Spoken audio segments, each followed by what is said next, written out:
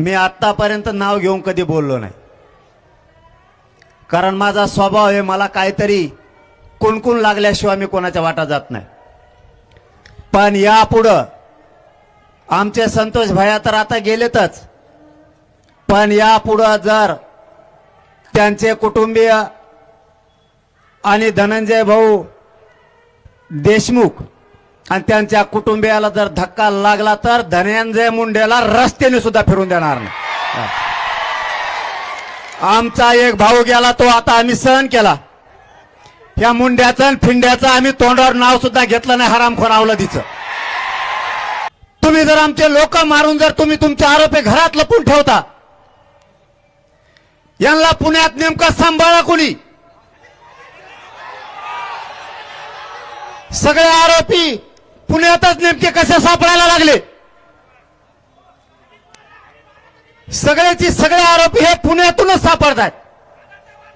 याचा अर्थ तुमच्या सरकारमधले मंत्रीचे आरोपींना सांभाळायला लागलेत, या खंडणीमधल्या आरोपींना आणि हत्येतील आरोपींना, या दोघांची नार्कोटेस्ट झाली पाहिजे आणि त्यांना सांभाळणाऱ्या सगळ्यांना सह आरोपी केलं पाहिजे। हे फाशी तर होणारच आहे। फाशी जर नाही झाली ना, मग आता कोणतरी म्हणले, मला वाटतं खासदार का कोण म्हणले की 4 सीट कच्च होईल। सरकारचं ऐकून आणि तिथल्या मंत्र्याचं ऐकून जर का 4 सीट कच्च झालं आणि त्याच्यातला एक बी आरोपी जर बाहेर आला की मंत्री गोट्याने हाणलाच, आपला नाविलाज आहे। आपल्या लेकराचे जर तुकडे होणार असले तर सहन करायची सुद्धा काही परिसीमा असती। ते संदीप क्षीरसागर ओबीसीच आहे, कचाकच घोडेला इथे होऊन जाऊ द्या। त्या अण्णाला तर सुंबरच नाही राहिला, त्याला राज्यात फिरून देत नाही। तो फक्त थोडा बी तो धनंजय मुंडे याच्यात सापडू द्या किंवा क्ल्यू मिळू द्या, याला राज्यातच फिरू देत नाही आपण। याला सुट्टीच नाही। आता तुम्ही धनंजय देशमुखला धमक्या देता, माजुरी अवलाद का तुमची?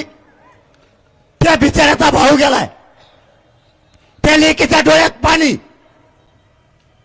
तपासा, तुमच्या जातीचे अधिकारी हस्तक्षेप करायला लागलेत, तुम्ही त्याला धमक्या देता। देशमुख कुटुंब एकटं नाही, या राज्यातला सगळा मराठा समाज देशमुख कुटुंबाच्या पाठीशी आहे आणि वेळ पडली तर दांडे घेऊन ये। तुम्ही हक्काचं काम नाही, ते तुमचा एकट्याचा भाऊ नाहीये।